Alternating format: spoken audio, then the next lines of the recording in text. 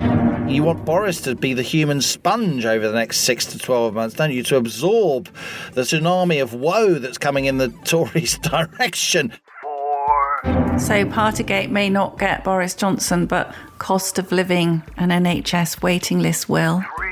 I don't think that either Macron or Le Pen are greatly in the interests of Britain. 2. I think I achieved positively Starmer-esque levels of fence sitting this week. Get off the fence, love! 1. We have liftoff. Welcome once again to Planet Normal, the Telegraph podcast with Allison Pearson. Hello. And me, Liam Halligan. Well, Boris Johnson and Rishi Sunak have been fined by the Metropolitan Police for breaking COVID lockdown rules. Are you furious? Do you think they should resign? Or do you feel that this Partygate scandal is all a fuss about relatively little, a plot by lefty media types to oust a Conservative government, seeing as Labour seems incapable of doing so by democratic means? To say this week's revelations are dividing opinion among Telegraph readers, no doubt Planet Normal listeners, and the population as a whole is something of an understatement. And be in no doubt there are more Partygate revelations to come. We're in the midst of the most serious cost of living crisis since the 70s, and there's a war on, with the UK not militarily engaging with Russia, but certainly deeply involved in framing Western reaction to Putin's invasion of Ukraine and in supporting President Zelensky's efforts to fight back. Your latest Telegraph offering, Allison, and the links in the show notes to this episode as ever, lays out the argument both for and against Boris Johnson resigning. You've written an on the one hand, on the other column, not unlike the one Johnson himself famously wrote when he was trying to decide whether or not to back Brexit. So what do you really think? Is Boris Johnson toast co-pilot? Should he be? I know, I think I achieved positively Starmer-esque levels of fence sitting this week. Get off the fence, love! She could neither confirm nor deny. Now, before we launch into this remarkably uneventful week, I need to ask you a technical question, co-pilot. You ready for this? I'm ready. Right, so because I'm mainly domiciled on the Planet Normal rocket... I know where this is going. Making very reluctant returns to planet Earth. Can I, like Akshata Murti, Mrs. Rishi Sunak, can I be a nom-dom? What do you think? Well, I'll answer your very technical question with an anecdote, if only to spare Planet Normal listeners some inane detail. An accountant once said to me, Liam, you're a classy geezer. I can make you a non-dom in Ireland. All you have to do is buy a plot and say you're going to bury yourself there when you die. Seriously? And I said, maybe not, Gov. I think Private Eye would have something to say about that. I was going to say, given that I lay into Chancellors of the Exchequer for a living, but now even they've got something to hide. Gosh, where does this all end? Until about 24 hours ago, Rishi and Akshata would have been our main topic of conversation. But since then, things have moved on. And now we have not just the poor Chancellor, but the Prime Minister issued with penalty notices by the Metropolitan Police. Now, yes, the question you posed, Liam, should he stay or should he go? I was a bit on the fence in my column, and I think actually that was reflecting a lot of the sort of sentiment. If Planet Normal listeners can be bothered to go into the show notes and look at my Telegraph column for this week, at the time of us starting to record the podcast, there were well over 3,000 spirited contributions from Telegraph readers. And I think there are two strands of opinion, Liam, which you put your finger on in the introduction. One is it's a storm in a teacup compared to the huge challenges we faced on the cost of living, the war in Ukraine. What's a bit of cake and a glass of Prosecco with colleagues after a hard day? People have got much better things to worry about. Everyone broke the rules. Let's be getting on with the job. Have you noticed how 27 ministers have said, we need to be getting on with the job? Anyone would think that their reactions are actually coordinated. Not that we would think anything would be going on, that they would be almost issuing identikit statements in support of the dear leader. And of course, then there's the second strand of opinion, But hang on, that isn't true. Millions of people kept the draconian lockdown rules at considerable cost to their mental and physical health. For the rule makers to get away with breaking their own rules, doesn't that make a mockery of people's sacrifices? And you'll recall, co-pilot, that the Prime Minister told Parliament there were no parties and that the guidance was followed in number 10 at all times. Well, the fines do seem to be proof that the Prime Minister lied to Parliament when he said that he was unaware of any parties, even the ones at which he was present. And I think most of us still think that misleading Parliament is quite a serious matter. So that second strand of Conservative opinion is whatever happened to honour and integrity, Boris should resign immediately. I'm never going to vote Conservative again while Johnson is leader. But is it better the devil you know? And since Mr. Sunak's own difficulties, we don't even have any alternative devils to point to, do we? I think you've summarised it well. What I would say is that readers should know that you literally wrote that column in very short order, because you write your column on a Tuesday afternoon, the revelations happened, and that's what journalists do, and you should be congratulated for that. That's the reality. And I think it was a clever device to do, and on the one hand, on the other, a kind of list of for and against. My instinct is this: there will always be forever pockets of real anger about lockdown, people whose parents' funerals were completely wrecked, people who felt their kids really suffered during lockdown when they weren't at school, people who watched their loved ones really suffer from the incarceration isn't too strong a word, the mental health implications. We shouldn't sniff at this. But I think they are just pockets. I'm not saying that those people's emotions aren't absolutely valid, and I'm not denigrating them or telling them to pull themselves together at all. They will always feel enormous pain. But democracy is about numbers. Politics is about arithmetic. And I think for the vast majority of people, in the end, this is a recess. He's getting some time to pull himself together. I don't think the Tory backbenchers are going to cause a leadership election. They circled the wagons when these revelations happened very, very quickly, while there was silence from lots of Conservatives. Some key Conservatives, the sort of people who you think could back a Starmer-sparked vote of no confidence in the Commons, which could submit letters of protest to Graham Brady and spark a leadership election. The Tories changing Prime Minister without a general election. People like Roger Gale, one of the Boris Johnson's leading critics on the Tory backbenches. People like Douglas Ross, the influential Conservative leader in Scotland, the kind of people who you would think would immediately say Boris has to go. They said, no, he shouldn't go. Now is not the time. So the Conservatives were sort of circling the wagons, clinging on to power in a way that the party does. No wonder they have been the most successful political party holding power for so long, pretty much in the Western world, because they're ruthless about power. And however bad Boris Johnson is, I think for the vast majority of Conservatives, once the dust settles on this, and it will take a while to settle, there are going to be more Partygate revelations to come. There are going to be photos. It's going to get really bad. But the more they think about it, the more they're going to say Angela Rayner for Chancellor or Rishi Sunak. They're going to think Boris Johnson or Keir Starmer. They're going to look at the Labour alternative. And I think even some Labour people I've been talking to a lot over the last 24 hours, they're thinking, is this really the moment to launch an assault on Downing Street? Is Keir Starmer really ready? Isn't he more of a Kinnock rather than a Blair? So I think for lots of reasons, not putting to one side for one moment the pain that some people will really feel, the anger they will feel. We've had lots of emails from Planet Normal listeners that are really, really moving about this. I think in the end, this will blow over, not least because for so many people, they don't want politicians squabbling and having a general election or a leadership crisis in the midst of a massive cost of living situation, the worst we've seen since the 70s.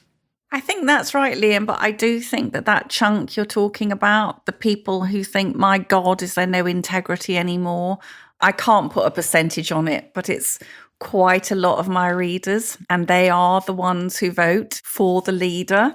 So I wouldn't underestimate it. We've had at least 70 Tory MPs publicly supporting Boris Johnson after the fine. A couple of prominent people very silent. Nigel Mills has become the first Tory to call for Boris to resign. Now, a lot of people said prior to this, didn't they, a few weeks ago, that actual fines, this isn't a sort of crime, is it, as such? It's a criminal sanction. That's right. So as long as he's paid it, which he says he has paid it, it's not a criminal record, but it's still not great for the leader of the country. And so at the moment, as far as I'm aware, fewer than 1 in 5 Tories have spoken out in support of Boris. So I think there's going to be a lot of nerves. And as you said, there could be a lot worse to come. We've heard that the Sue Gray report, remember Sue Gray? God. That's probably out next week. You just know she's going to become a Trivial Pursuit question, don't you? In 20 years' time, we'll be sort of playing Trivial Pursuit in our dotage. You'll say, I know that one, it was Sue Gray. You know, the way to remember it, because I can't remember anything anymore. So what we have to think with Sue Gray is that Sue Ellen in Dallas was played by Linda Gray. Linda Gray, that's right. When in 20 years' time, when they say, what was the woman who wrote the report into Partygate called, we'll all have to think of Dallas, Sue Ellen. I must say, I was more of a Charlene Tilton man myself. She played Lucy, the sort of voluptuous one. Or even, slightly classier, not much, a Victoria Principal man who, of course, played Pam. Don't even think about messing me with 70s trivia. Did you look that up to impress me? No, I didn't. My other half, who, as you know, is the only man who could go in unarmed combat with you for irrelevant detail from 1973. It's Anthony Lane versus Liam Halligan. Oh, my God. I'll tell you what, people would pay money to see that. Who played Huggy Bear in Starsky? And he says these things to me the whole time. You think, my God. Antonio Fargas. I know, singers. exactly. And that was too quick to Google. Listener, that is what we are Who played dealing Uncle with. Jesse in The Dukes of Hazzard? Denver Pyle. Can you tell I grew up in a house with no books? Some precocious little idiot. Yeah. No wonder they put me in front of the telly and left me there for like 4 weeks at a time. I thought Crossroads was Chekhov's. Still got a bit of a soft spot for that. Anyway, we digress. So Sue Gray report out next week. That's not going to make very pleasant bedside reading for Boris. Also, the Metropolitan Police investigation is going on into Partygate. Yeah. And the Prime Minister is said to have been at 4 or even 5 more events under investigation. Something I think, Liam, the one that they've got done for this week, poor Rishi turns up to a meeting in the Cabinet Office. Carrie comes in with the baby and the cake and starts singing. So he has to raise a glass of orange juice, our very, very high probity Chancellor. Now the poor bugger's got slammed with this fine. I imagine he's absolutely seething. He's like the classroom SWAT who's got put in detention because the lads at the back were talking. And he turned round and said to say, shh, and he gets put in detention as well. That is absolutely spot on. But sir... But sir, I do all my work. I've just delivered a spring statement. Shut up, Rishi. So I think that these other events, including the events in the Downing Street flat, my strong suspicion is that Mrs. Carrie Johnson was allegedly or possibly inviting her mates up there on a regular basis, which, as we know, was completely against the rules. And also it would have been Carrie bringing in the birthday cake and the balloons and the party blowers. So there could be a lot more to come. What if he gets more fixed penalty notices? At what point will people say this is just an excruciating embarrassment? Plus, of course, we've got the joy on May the 5th, Liam, of the local elections. I think bloodbath isn't going to be in it. What do you think? It's going to be sort of fixed penalty notice bingo, isn't it? House, 2 little ducks. I think there's obviously going to be a lot of voters out to give the Tories a bloody nose in these local elections, and rightly so. But I think because there is such more pain to come, it's another thing which could save the Prime Minister. Can you see Liz Truss, Sajid Javid, any of the pretenders, and they're both serious people with serious leadership ambitions, and I respect them for that. I'm not wishing to undermine them in any way. But can you see them with their sort of tactical acumen going for it now? I mean, you want Boris to be the human sponge over the next 6 to 12 months, don't you? To absorb the sort of tsunami of woe that's coming in the Tories' direction. And the cost of living crisis is going to get worse before it gets better. So again, that's another reason why I can't see people on the backbenches putting in their letters to Sir Graham Brady, because you put letters in a sort of systematic way because you are backing another leadership candidate, and you put those letters in on condition that you then get something from a Truss administration or Javid administration or whatever it is. That is how politics works. There are no horses, but there's lots of horse trading. And I think just on this cost of living crisis, because we're guilty so far in this podcast of what we accuse the rest of the media of doing, focusing on political protest and trivia. Yeah, Antonio Fargas in Starsky and Hutch, rather than the real substance. Victoria Principal, yes. Carry on. She had incredible eyes. They're absolutely huge. Anyway. I'm glad you're looking at her eyes, Halligan. That's good. Like a sort of human King Charles Spaniel or something. But the numbers that have come out Wednesday morning, I'm not surprised, but I'm shocked. 30-year high in UK inflation, 7%. It's another 30-year high. You know, we were at a 30-year high in inflation before this Ukraine conflict started. So let's not let the Bank of England governor, who constantly assured us that inflation wasn't a problem or will be transitory, off the hook. You can't blame this on Russia's invasion of Ukraine. The first kind of Russia-Ukraine conflict inflation number that we've seen, because it's for March and Putin invaded on the 24th of February, has now come out, and it shows the consumer price index in March was 7% higher than a year before. That's obviously completely outstripping the Bank of England's 2% target. The RPI number, the retail price index, the old measure the Bank of England targeted, that's at 9%. But the number that really jumped out at me, which isn't getting much coverage, but I think it's the key number, is, stand by your bunks, co-pilot, the PPI, which is... No, listen now. You sent me my homework. Go on then. This is almost Rishi Sunak in its level of swottiness. Pearson, for 1 house point, what was the PPI in March, and what does PPI mean? The producer price index is the cost of inputs firms use to make the stuff they sell us, and the PPI hit 19.2% in March. Well done, 1 house point, but 1 house point off for not calling me sir.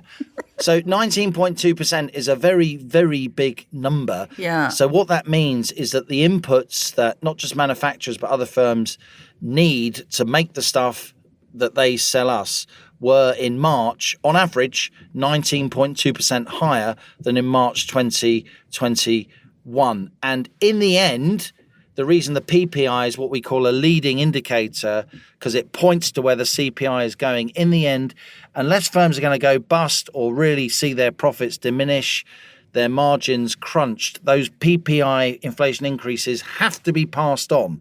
That's called supply chain inflation. And we are seeing big supply chain inflation coming through now in those PPI numbers. And that's why I think it is not alarmist at all that we are going to see even CPI inflation, which I think is a huge underestimate, the one that they headline. For thickos like your co-pilot, this could be an indicator of what consumer prices are going to go up to. Yes, it's a leading indicator. It tells you where the CPI will eventually go, because those cost increases do have to be passed on. And that's why there's going to have to be some kind of emergency budget. Yeah. There's going to have to be some kind of additional help. We've got benefits going up. They just went up last week by 3.1% for the next year. And yet inflation is officially forecast to be almost 8%, and it's going to be higher than that. So that means our most vulnerable families are getting massively below inflation increases in what are often quite meagre benefits. That's just politically unsustainable. There was quite a lot of stuff about this sort of Sunak's, her having sexist whatever. She's got different tax arrangements to her husband. And I was thinking, hang on a minute, if you are applying for universal credit, your partner's earnings and savings will be taken into account as to how much the state will give you. And this woman, Akshata Murthy, who has £727 million worth of shares in her father's Infosys company, chose not to pay UK tax on her foreign earnings. And my feeling, Liam, was you don't have to be hostile to success or to wealth to think that something isn't quite right about that setup. Because as we've discussed before on Planet Normal, Rishi Sunak took a decision, didn't he, in that spring statement to not offer more help to those people. I mean, I just read this thing this morning. I mean, these are numbers, you know numbers, I don't know numbers. 30.7% annual rise in the cost of fuel is the highest on record. That's not even as high as it's going to go. So I'm starting to feel really quite sick about this, and I feel quite angry, actually. I know I keep banging on about this, but such a huge chunk of our energy bills, it's 5% VAT on British people's energy bills, almost 25% going towards green renewables. Now, when is Rishi Sunak, if indeed he's still in the job, when is he going to slash these tariffs on fuel bills? Because it's not going to be funny. It's not going to be pretty, is it? Well, to govern is to choose, as the saying goes. I don't think Rishi Sunak didn't uprate benefits by more because he didn't want to, because everybody wants to hand out money, and Sunak got pretty good at it during lockdown with all those furlough schemes and so on. But he could have done it if he chose to do it by making cuts elsewhere. The benefit bill is absolutely huge. And if you upgrade benefits across the board, including universal credit, which you mentioned, including housing benefit, and the basic state pension, then you are talking very, very big numbers quite quickly.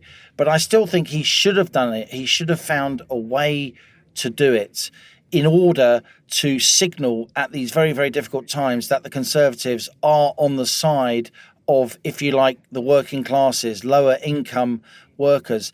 It was an astonishing political achievement for the Conservatives to reverse decades, hundreds of years of British history by becoming the natural party of the working class, which is what they did in December 2019, with Labour losing that automatic, instinctive link with that part of the electorate.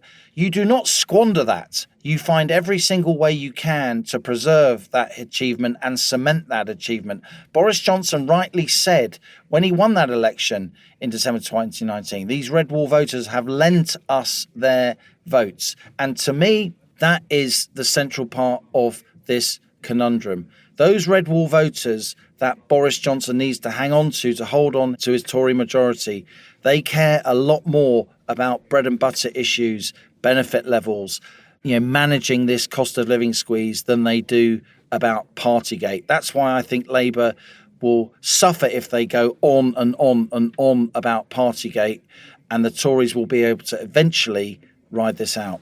So Partygate may not get Boris Johnson, but cost of living and NHS waiting list will.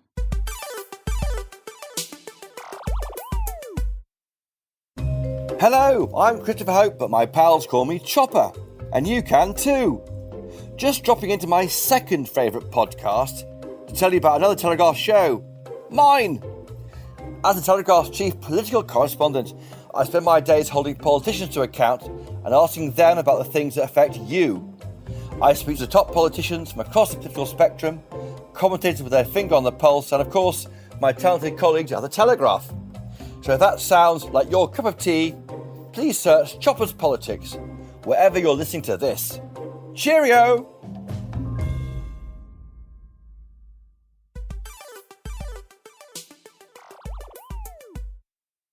A month ago, Emmanuel Macron appeared all but certain to become the first French president to win re-election since Jacques Chirac in 2002. But in the first round of voting on Sunday, while Macron led the field with 28% of the votes, Marine Le Pen of the National Rally Party scored 23%. Far-left firebrand Jean-Luc Mélenchon came third on 21%, while the far-right polemicist Éric Zemmour was fourth on 7%. The Republicans and Socialists, the long-standing parties of the French establishment, were hammered into near insignificance. They scored just 7% of the vote between them. With Le Pen polling well among younger voters, there's speculation she could beat Macron in the second round runoff on Sunday, April the 24th. Much depends on how Mélenchon and Zemmour supporters reallocate their votes, or if they vote at all. And the extent, of course, to which Le Pen, who stresses concerns about the cost of living these days as much as about immigration, can play down the extremist reputation of the political dynasty of which she is part. So where are French politics heading now, Alison? Who better to guide us than our latest Planet Normal stowaway, somebody we've both admired for a long time. He's climbing aboard the rocket, the Cambridge University Professor of French History, Robert Toombs. I started by asking him, could Le Pen actually win in the second round? Well, I don't think so. But I could be out of date. I'm a historian, and I tend to think perhaps sometime in a rather retrospective way. And because for most of her career, and of course her father's career, because, this is really a family enterprise that goes back 50 years, there was no way that either Le Pen's could win, because there was such a burden of historical associations that they carried with them. And so anybody who was not Le Pen would win. So when Jean-Marie Le Pen stood against Jacques Chirac, popular slogan was, better vote for a crook than a fascist. And so Chirac naturally won. Macron naturally won when he ended up facing Marine Le Pen in the last elections, because the whole Le Pen brand was so tainted by its association with lots of unpleasant things. You could say the father more than the daughter, but the fact is it's a movement that retains a certain identity, and that's what gives its force in a way. These were people who were associated with the Vichy regime of Marshal Pétain. Some of the older members, okay, they're all dead now, but nevertheless there was a strong connection with that. There was a strong connection with the Algérie Française extreme movement that had tried to bump off General de Gaulle several times. We remember it because of the novel The Jackal. It was associated with anti-Semitism, and so it had a lot of baggage that most French people would not touch with a barge pole. So you could just say, well, a Le Pen just cannot win. But then the question now is that still true? Everyone says, well, Marine Le Pen has been busy detoxifying her brand, but it nevertheless is still a brand. And the question is to what extent she has detoxified it. And the second question is to what extent younger voters are not so bothered about historical associations as their parents and grandparents were. I know plenty of people in France, indeed, including members of my own French family, who would never, under any circumstances, vote for a Le Pen. But then that just may not be so true now as it was even 5 years ago. Isn't that the really big reveal over the recent weeks, the surge in support for Marine Le Pen among young French voters, people who don't remember de Gaulle, don't remember struggles about Algerian independence. They haven't read The Day of the Jackal or even seen the movie. Brilliant novel and movie though they are. Has that surprised you? You're married to a French woman. You spent much of your life in France. You speak superb French. You're one of the foremost historians of France in the world. Merci, cher ami. Are you surprised at how many younger voters have overcome that hurdle that's been there for so long among mainstream French opinion? Yes, I am a bit surprised, I admit, because unlike us, I was reading a thing the other day that said 30% of British school leavers think Winston Churchill was a fictional figure or something like that. We don't really know much history. A lot of people don't, and they don't really care. French culture is very historical. Kids at school learn a lot more history than we do. Any French kid who's been to a lycée will have studied the Second World War and all that. So the question is, as you say, is it something that they simply shrug off as being the long dead and distant past now? And that I don't know. And I think only the second round election will show. People vote in the first round of these elections, often as a protest. It used to be said you vote in the first round for the person you like, and in the second round you vote against the person you dislike. But in this case, it may not quite be that. It might be that in the first round you let off steam. In the second round, you think about practicalities. You think about the person who's going to be in charge of the country for the next 5 years. People are going to say, well, if we did vote for Marine Le Pen, what will it mean in practice? So I think a lot of young people who are certainly very alienated from the system, from a system they think of as incompetent, corrupt, indifferent to them, will vote for Le Pen as a protest, and perhaps to some extent to shock their elders. Will they vote for her in the second round? And that is, of course, the big question that none of us knows the answer to. My guess is that they won't, at least not enough of them. But it's not impossible that they will, and it's also not impossible that enough people will abstain to push down the Macron vote. I mean, Macron is, for reasons I admit I don't wholly understand. I'm not a great admirer of Macron. I don't detest Macron. I mean, I think Macron's an able man and all that. But I am often surprised at how many people in France seem to actually loathe him. There seem to be quite a lot of people who will say, okay, I'm not going to vote for Macron. I don't care who wins, but I'm not going to vote for him. And that, I think, again, is another question. It's a question about whether people are so angry, they're going to say, I don't care. I'm going to express my anger and I don't give a damn for the consequences. And that's unusual, after all, in elections. People usually think, what's it going to do to my pay packet? What's it going to do to crime in the streets? And already things have been happening in France which are scary. There have been riots in a couple of cities. And I think a lot of people would think, well, if Macron at least is the devil we know, we sort of know what we're going to get, which is maybe not very much, but it's not going to be the end of the world.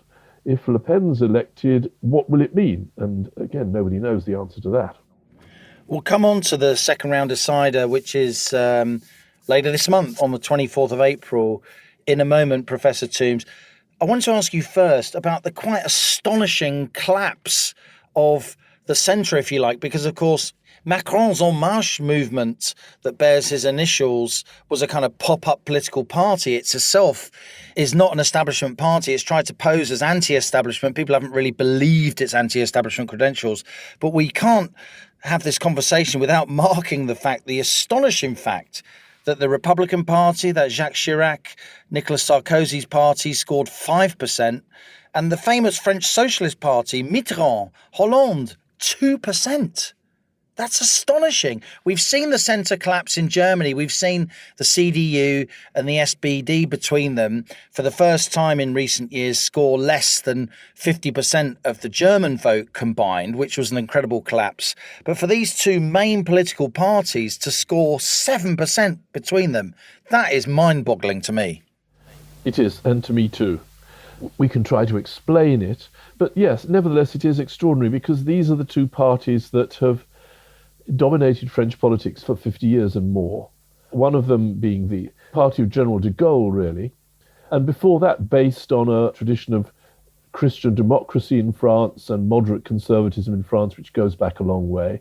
And the Socialist Party, a proud tradition, at very least comparable with the Labour Party in Britain, of struggles against fascism in the 1930s, resistance. The growth of the Socialist Party goes back to the late 19th century. It's older than the Labour Party.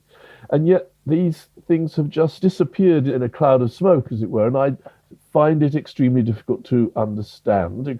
It nevertheless is an extraordinary phenomenon, and really a rather worrying one for anybody who does not think that revolution is a jolly good thing and let's smash the system and so on. The system has really been pretty well smashed, and it's far from clear what is going to replace it. We know politics in France can get pretty punchy. I think quite a lot of the British, we have this incredible love-hate relationship with France, don't we? I think a lot of people in the UK admire the French, that they protest, and you've seen, the Gilets jaunes movement, which is being emulated here. France famously had a revolution and we didn't. It's a cliche, but it's true. Do you think that this complete collapse of the centre does really pave the way for more extreme French politics going forward, even if you're right and Marine Le Pen doesn't win? Yes, I think the answer is it will certainly open a period of instability and political change. It's true, of course, that we often do admire the French and think, well, maybe we should do this occasionally when we get annoyed with our politicians. But I forget to which 19th century political commentator said French politics is a bit like those opera choruses that are constantly singing March, March, but they never actually go anywhere. And in many ways, French politics is something that often generates a lot of heat and a lot of excitement. But at the end of the day, nothing much has changed. And that is one of the causes of discontent in France, I think. I mean, I'm not saying that France is a uniquely discontented country, far from it. And indeed, looking around the world, it's hard to see any country in which people are terribly happy with their politics. But nevertheless, there is, I think, a very widespread feeling in France. And to a large extent, I think it's true that whatever happens, nothing much changes. This famous French saying, plus ça change, plus c'est la même chose. The more things change, the more they stay the same. And just like French pop singers seem to stay around for a very long time, so do French politicians. And one of them said a couple of years ago, he said, only death ends a political career in France. Nothing else prevents you from comeback. You feel in France, it's as if you were seeing a contest between Gordon Brown and Tony Blair for control of the left. Yesterday's men are never really yesterday's men in France. They're always around and they're always trying to come back. Many people feel that whatever they vote for and whatever politicians say, essentially the system will not change. Some people say yes, but that's because they don't really want it to change. And although the French have often say of themselves that they're a nation of grumblers, they grumble in order to let off steam, but they don't really want anything much to change. Yeah, mediocrity does often hang around in France, despite it being a nation of such exquisite taste under so many headings. I never did understand the Johnny Hallyday fixation myself. It's all about the reallocated votes as we go forward, isn't it? And it's all about the extent to which Le Pen voters in the first round switch or indeed abstain, as you say. So Macron in the first round won about 28% of the vote. Le Pen came in at 23%. Mélenchon came third on 21%, the far left guy. Eric Zemmour, much talked about, he got 7%. I want to ask you where you think those results are going to go in a moment, but I think a question that will be on the minds of lots of people: if France does become more extreme, if Marine Le Pen does win this election, and it would be absolutely astonishing, what would that mean for the European project, a project that you've taken huge interest in over many years? Somebody with your incredible knowledge of continental politics and legal structures, constitutional history. You did back Brexit. You observe pan-European politics very, very closely. What do you think it would mean for the European Union, for the euro, if Le Pen won? Well, a huge problem. It might be tempting for some Brexiteers to say, well, wouldn't it be good if Le Pen was elected, because that would really mess up the chances of European integration and so on. As we know, Macron is the great prophet and defender of the idea of a sovereign Europe, as he always calls it. And Le Pen certainly stands for a Eurosceptic policy. It would certainly be one in the eye for Brussels if she were elected, and a great problem for them.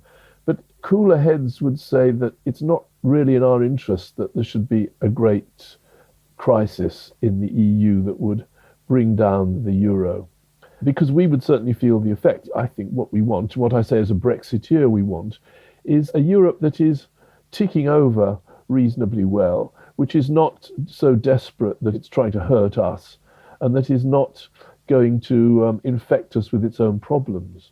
And so from that point of view, I don't think that either Macron or Le Pen are greatly in the interests of Britain, because Macron, of course, he seems to be pretty hostile to us over Brexit, and he certainly is in favour of a greatly increased European federalism.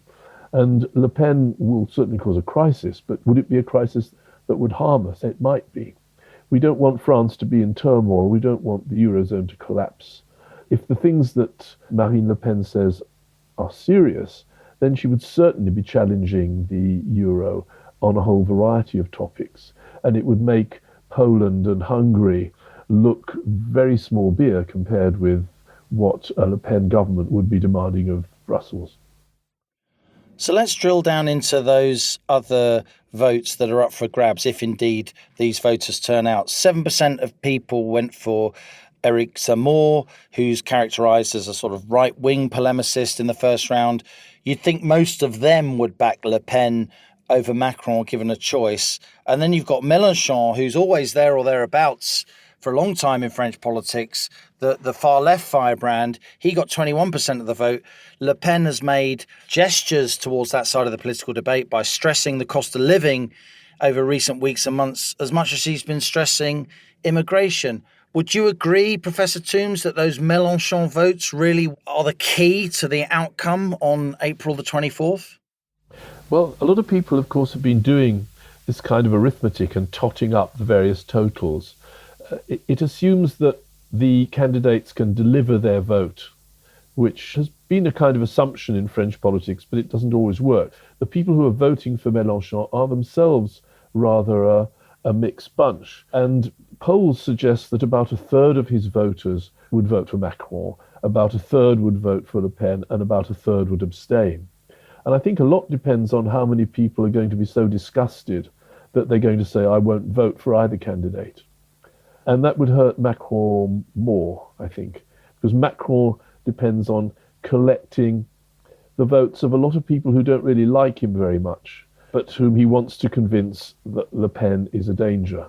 And if people are going to say, I just don't care anymore, then that's not going to work. I think we're bound to get a huge attempt to mobilize Project Fear over the next couple of weeks. And I think it's in part justified. I wrote a piece in the Telegraph on Sunday suggesting this, and a lot of readers were very cross. But, I think you have to accept the fact that if Marine Le Pen was elected, it would be a major political crisis, and it would cause a lot of disturbance. Okay, maybe you'd say, well, so what? What do we care? But France is a major ally and ought to be a friendly partner of ours. And I don't think that Madame Le Pen is going to be any more friendly towards us than Monsieur Macron. Well, Robert Toombs, it's been a pleasure to have you on the Rocket of Right Thinking. You do a tremendous amount of work aside from your world-class academic research. You've set up History Reclaimed in recent years, briefings for Brexit. You are, I think, Alison and I would agree, one of those rare academics who manages to really speak to a very wide and broad audience. And we're most grateful to you for your work. Well, it's very kind of you to say that. It's a great pleasure to be talking to you. Oh, that was great, Liam. I love listening to Robert Toombs. I'm a huge admirer. Planet Normal listeners might like to know, actually, that in the past couple of years, I've bought 2 of Robert's books, This Sovereign Isle, Britain in and Out of Europe. Fantastic description of our fraught relations with that nation. And That Sweet Enemy, Britain and France. And Robert Toombs wrote that with his French wife, Isabel. I mean, it's fascinating, isn't it, Liam, to think what could possibly happen. Now, something that's jumped out from your discussion with Robert really is the disappearance of the parties of de Gaulle and Mitterrand. I mean, almost down to a kind of handful of dust, absolutely shattering. And the other thing I've been thinking about is Marine Le Pen, of course, is routinely just described as far right. And while she is certainly far right culturally and socially, economically, she's much closer to Jean-Luc Mélenchon, and she's the far left economically, isn't she? Promising the under-30s they don't have to pay any income tax. So she's a more nuanced figure, I think, which could account for some of her appeal. I think that's right. And she's worked very, very hard over a number of years to distance herself from the Le Pen dynasty, if you like, which is, of course, associated with quite unsavoury, proper far-right extremism, even anti-Semitism, it must be said. What's really surprised me, and maybe I should have made more of it when I had the privilege of talking to Robert Toombs, was how many younger French voters, they don't remember Jean-Marie Le Pen. They don't remember his chest-beating speeches. They see Marine Le Pen as more modern, somebody in touch with the working class, somebody who talks a lot about social justice. And she has been making this tack away from her father, publicly falling out with him, whether stage managed or not, in order to appeal to a broader swathe of French voters. And you kind of get the feeling, if not now, when? This is probably the best shot that she's going to have. She's been there or thereabouts in the second round in the past, but Macron is really weak. When somebody like Robert Toombs tells you that he is surprised how many people across France detest Emmanuel Macron, I mean, this bloke knows more about French politics probably than any British person. I mean, that's not an exaggeration. No, he does. He doesn't just say things, and unlike me, he really weighs his words very, very carefully.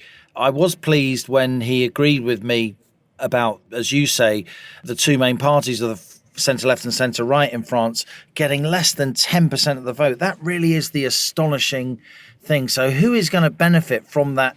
It's not just a collapse, it's a complete implosion of the centre ground of French politics.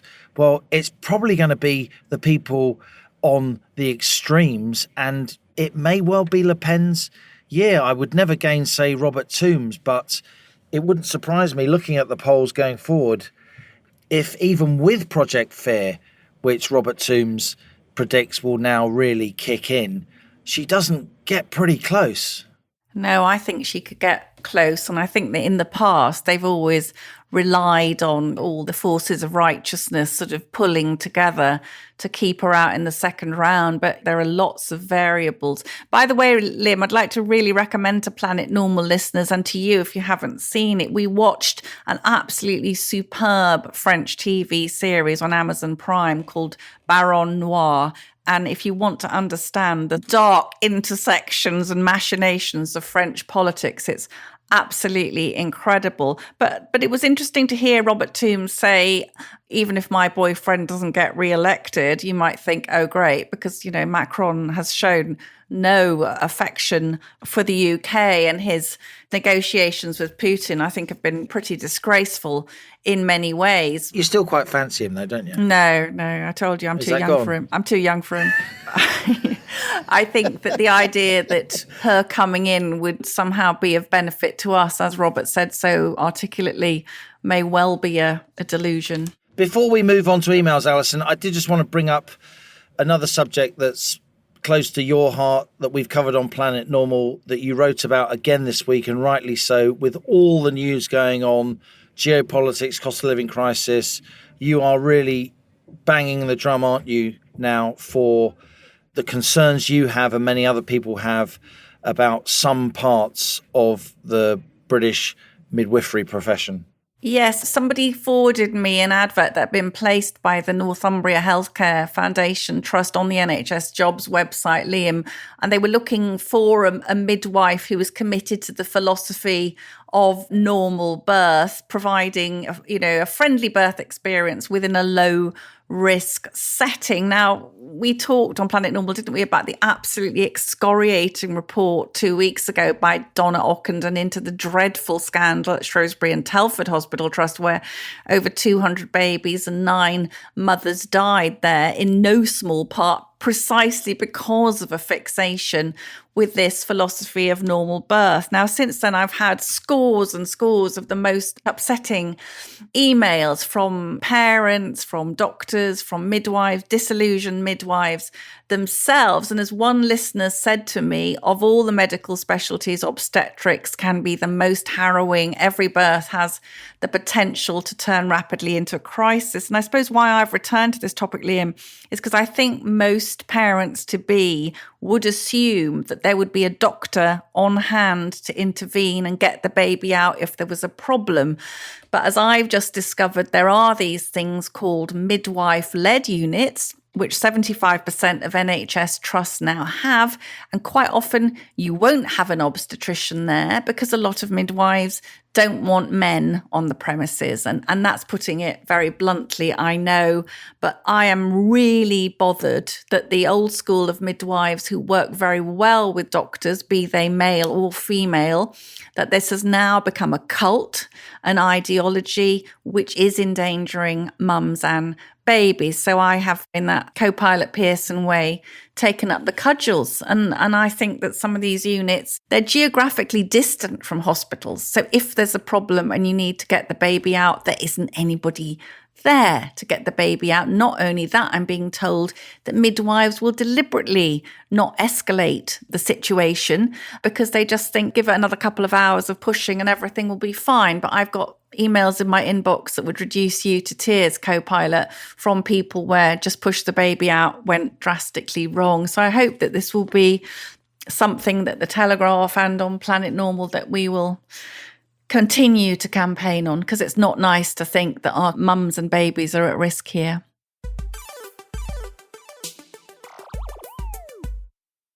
Now on to our listener emails. A bumper crop this week, many of them addressing the plight of our Prime Minister. Liam, if you look below my article, as I said, I think that there were over 3,000 comments today. Should Boris stay or should he go? Here's just a bit of a cross-section for you, Jerry. Lied to the Commons 3 or 4 times, blatant lies. That's what is important, not the cake ambush. He should go after the local elections. Judith says he must go. He has no honour. Clive says having no honour is usual in politicians, though. Michael, people who write laws forbidding gathering and eating cake should not gather and eat cake. David says, lied to Parliament, that should be enough. I, for one, whatever the circumstances in Ukraine, no longer wish to be represented by a lawbreaker and a liar. But Tony says, be careful what you wish for. The alternatives are far worse. Anne, I think, agrees with you, Liam. People do care about Partygate, but they're aware that there are other huge world concerns at present. The lies and deceit will not be forgotten by the many who made enormous personal sacrifices. Lies do not go unpunished. Michael says, I'm far from Boris's greatest fan, but what's the alternative? Labour led by that nobody, Keith Starmer, accompanied by Raider, Reeves, Nandy and Rebecca Wrongdaly. The lack of quality among the two main parties is something to behold. Bad and all as Boris is, he ended this lockdown nonsense. The Labour swivel-eyed loons would have us back protecting our wonderful NHS and in lockdown by June. And Sally, finally, if Boris dropped the net zero target, stood up to woke nonsense and the shouty minority, got a grip on illegal immigration, completely dismissed all remaining COVID regulations, brought back proper nursing and policing, got the shirkers back to work, oh heck, haven't even got to education, housing, vanity projects, fraud. What a mess. You know, I'd vote for Sally, Liam. Here's one from Elizabeth. Dear Alison and Liam, my sister was finally discharged from hospital last Wednesday. Fortunately, there are sufficient funds for her to have gone for convalescent care at a local home, but despite having contracted Omicron in hospital and having the required 2 negative tests, the home still classed her as suspect. This means she's undergoing 10 days isolation. Even prisoners are treated with more humanity. She was granted permission to sit outside with her husband after a risk assessment was carried out, but they were escorted to the bench and told they must not sit together and they must be masked. In order for my brother-in-law to be allowed to visit, he had to get permission and sign a waiver. There is a great deal more I could say about the disgraceful lack of post-hospital care, Elizabeth continues, but I'll confine myself to this. Not everyone can go home to hot and cold running staff. Not everyone has someone who can step in. And who is the genius who decided that convalescent homes were no longer necessary? Thank you, Alison and Liam, for giving a voice to the otherwise unheard. And there's a PS. My sister has all her marbles, but for the latter part of her 7-week hospital stay, she was on the dementia ward because apparently there were no other beds available. The NHS is very much the curate's egg. Will its manifest shortcomings ever be addressed? Very good email, Elizabeth. Liam, we've had some absolutely terrific emails from listeners and readers about this, what I see as a crisis in maternity provision. So if you have had any awareness, or if you've had experience, if listeners have had any experience themselves of giving birth or having children in the family who've had traumatic births, or if you've worked in a hospital and know about it, please do get in touch with us, because I'm really building up my bank of knowledge. This is Rosemary. When I trained as a midwife in 1985, the normal quote unquote, of midwifery was drummed into us. I don't mean to pursue a natural birth at any cost, but so we would instantly recognise the abnormal and act on it. As an education and practice development midwife, I continue to teach this. However, I have worked with midwives who take the tack described in Allison's article, a normal birth at all costs. It has been worrying at times to see this blind passion. Fortunately, I was in a senior position with good relationships with the obstetricians to be able to override this zealousness when needed. I have worked with many sensible, experienced midwives who are devastated to see how midwifery is going now. I have to say, though, that when I first qualified, there would be 12 midwives on the delivery suite and 4 on each of the 3 wards for 4,500 deliveries every year. By the time I retired in 2014, we were lucky if there were 10 to 12 midwives for the whole unit for 5,500 deliveries. The women in our care had far more complications. Women are getting pregnant now who never would have got pregnant 30 years ago. Women with heart disease, renal failure, etc. This adds to the risks involved and to the workload. More and more targets are set by the government, and sadly, there is a culture of bullying in midwifery that doesn't seem to be seen as much in general nursing. 15 years ago, the Nursing and Midwifery Council realised that there was going to be a mass exodus of midwives from my age group, all retiring at the same time, leaving behind inexperienced staff and fewer numbers. Was anything done? You can guess. It makes me very sad to read about midwife bashing, as there are still a lot of excellent, passionate midwives out there who are doing a wonderful job, trying to keep their heads above water and provide safe care for their women. But the system is a big problem. Also extremely strong co-pilot from Susan.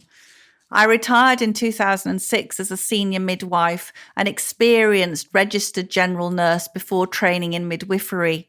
I joined a hospital in 1980 that was involved early in the wider acceptance of women directly going into midwife training, i.e. not previously training as nurses.